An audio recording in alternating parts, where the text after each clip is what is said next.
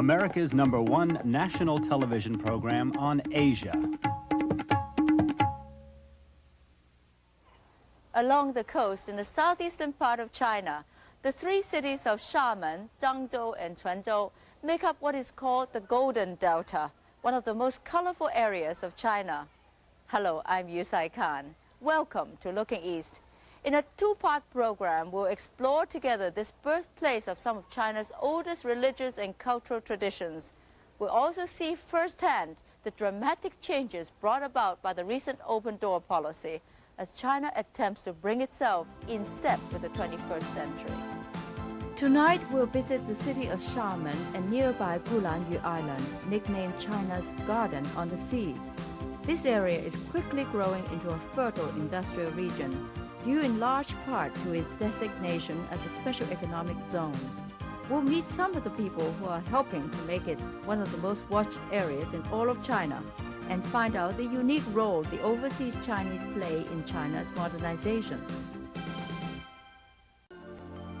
When Xiamen was declared one of China's 5 open ports in 1842, it attracted many European settlers. The lovely subtropical climate and lucrative trading opportunities were irresistible. Fortunes were to be made in the exotic Far East. The natural beauty of the place didn't hurt either. Take Gulanyu Island, for example. Only 15 minutes away by ferry, the island has flourished as a resort for more than 150 years. It's no wonder that by the turn of the century, many European countries and even the United States had established consulates here. The Western influence is still reflected today in Gulanyu's architecture and overall ambiance.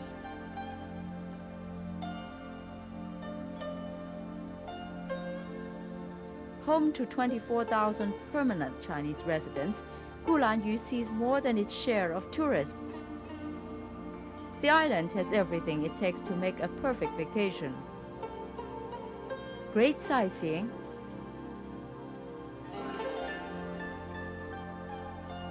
delicious food, a concert hall, even outdoor billiard tables.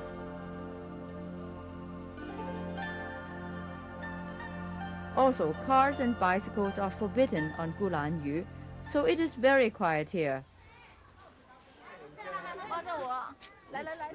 And you'll never know what you may come across in one of the back streets.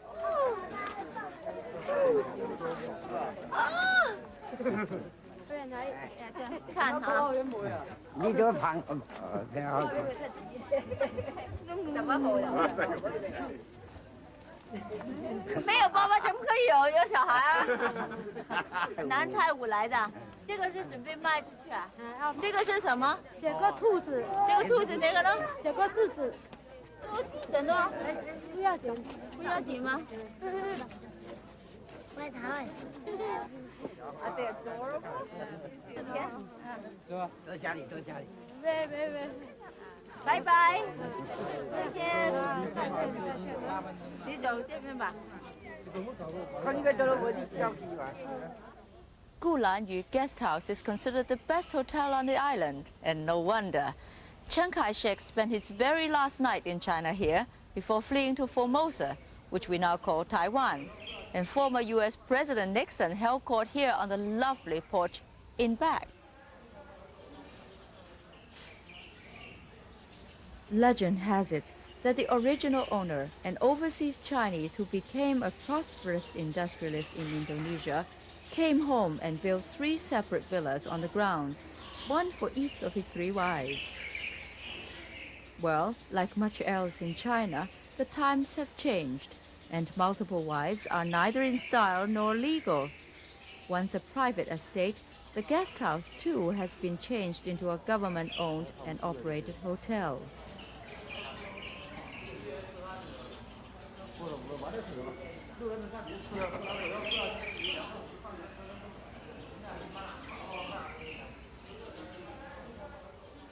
Obviously, there's a lot more to the southeastern coast of China than just lovely scenery and interesting history. Xiamen is a city of 300,000 people, balanced on the cutting edge of China's future. And much like Xiamen did almost 150 years ago, when it was declared one of China's open ports, it is once again providing irresistible economic opportunities. Actually, Xiamen became an essential part of China's excursion into capitalism in 1980, when it officially opened its doors to the world. Designated as a special economic zone, Xiamen has attracted a wide variety of joint ventures involving companies from around the world.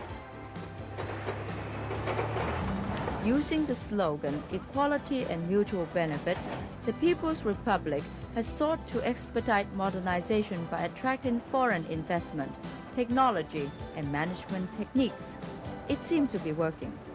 I asked the Vice Governor of Fujian Province about the methods being used to attract investment from other countries. In our city, we have some special economic policies.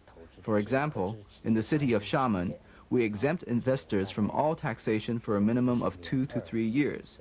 And after that, we tax them at a decreased rate for at least another 3 or 4 years. Of course, it all depends on the size and nature of the business. And how successful is the open-door policy? Xiamen has been developing very quickly in recent years. For example, the gross income in Xiamen this year is over 6 billion yuan, but 40 years ago, the gross income was less than 100 million yuan. Thousands upon thousands of Coke bottles marching by on this assembly line spell success for the Xiamen bottling plant. In fact, Coca-Cola has one of the bigger success stories in China's evolving open-door policy. They have 8 joint venture plants with Chinese partners throughout China, and all the Coke, Fanta, and Sprite available there comes from a plant like this one.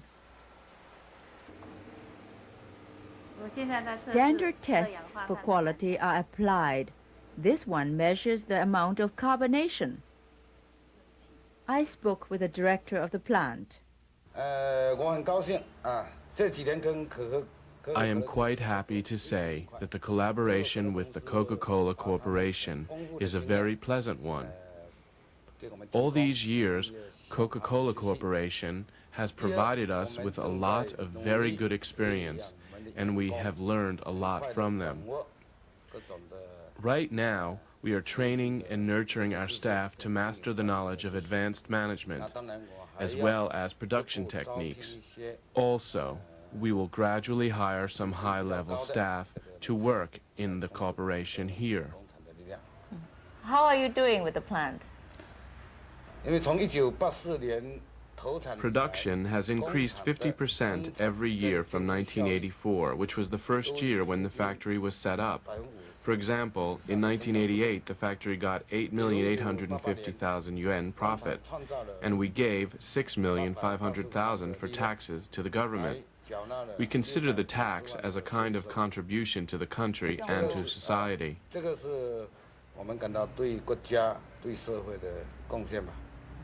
I understand that you have the highest efficiency rate in your plant. How do you encourage your workers? At the factory, we think that in order to achieve greater efficiency, it is very important to unite the workers to work towards a common goal. As we say, to be of one heart and one mind, which of course requires the support of all the workers. And we've also solved some problems relating to the workers' well-being. For example, we've built a lot of buildings for our workers to live in, and we are still building some more to solve their housing problems. And in order to increase productivity, we have an incentive policy that you can earn more if you work more.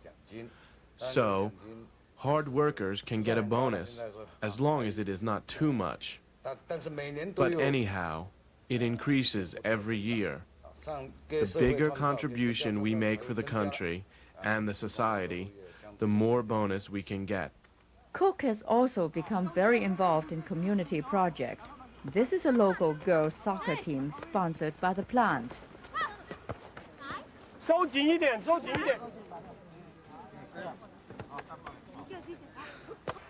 Coca-Cola is helping the Chinese government achieve its goal of replacing imports with domestically produced products. Since 1984, the Xiamen plant alone has raised more than $1.2 million in foreign currency. That's a lot of Coca-Cola. The Xiamen Overseas Electronic Company is the largest company in Xiamen and the largest exporter of electronics in the country. Like many factories we visited around this area, this venture is capitalized by businessmen from Hong Kong. This year, 3,200 workers in 11 factories will produce more than 500,000 TV sets and 1 million VCRs. Machines like this robot spray painter help keep the quotas up too.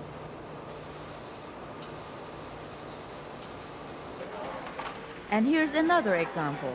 If the Shishi or Stone Lion factory has its way, it will be giving Calvin Klein a run for its money real soon. Although the lion's share of their jeans are sold domestically, Shishi does export some of their wares to the Soviet Union and Hong Kong. At $8 a pair, Stone Lion blue jeans are a good buy anywhere. It is interesting to note that a lot of these workers come from other provinces. Since this is a private enterprise funded by Hong Kong businessmen, workers are paid a higher wage than normal, plus incentives. Extra bonus is given to those who produce more.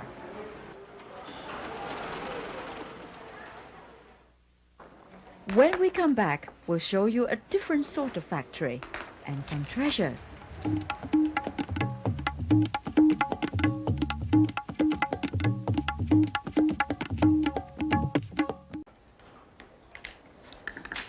But before you get the idea that all of modern China's industry is geared towards TVs, soda pop, and blue jeans, a visit to the Babao red ink factory in the nearby city of Zhangzhou is in order. The ubiquitous red ink seals you see on Chinese paintings and calligraphy is no ordinary red ink. This ink that does not fade for hundreds of years or rub off when even soaked in water contains secret ingredients of ground pearl, cinnabar, gold, and mineral oils. The Babao red ink paste is considered the most superior in China. This year, the factory will expand because they can't keep up with the demand for their product. More than 400 boxes of ink are prepared each day, all by hand. No fancy machines or robots here. This unique ink is considered one of the treasures of this city. Now watch closely and see how the design of the seal remains even after the paper it marks is burned. Babao red ink is meant to last forever. This man is not a factory worker, but perhaps the most respected artist in Fujian who practices the living folk art of Narcissus bulb carving. This art combines a love of nature with design and sculpting elements to produce a living work of art that only lives for a few weeks. Narcissus bulbs must be grafted together and buried underground for 3 years for the bulbs to grow large enough to be carved. The master carver chooses a large-sized bulb and decides what he would create based on the shape of the bulb. This one will be a peacock. First, he peels off the bark and cuts the roots to stunt growth in some areas. Other parts of the bulb may be split or curled with a special knife. The finished bulb is soaked in water, and after 3 weeks, the bulb will sprout and blossom into an extraordinary living sculpture like this one, a peacock.